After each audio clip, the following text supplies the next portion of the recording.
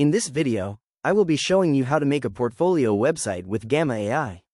Let's get started. First, I'm heading to my dashboard and clicking on Create New AI.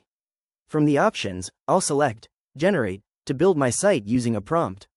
I'll choose Web Page as my format and then adjust the card count to 7 to ensure a concise layout.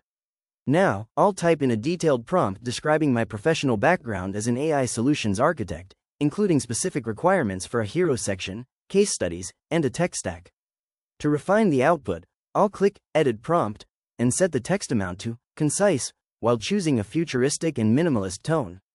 Next, I'll pick a visual theme that fits my brand, like this clean, Oasis style. I'll hit Generate and watch as the AI builds the entire site card by card, from the opening headline to the final contact section. Once the generation is finished, I can easily scroll through the results.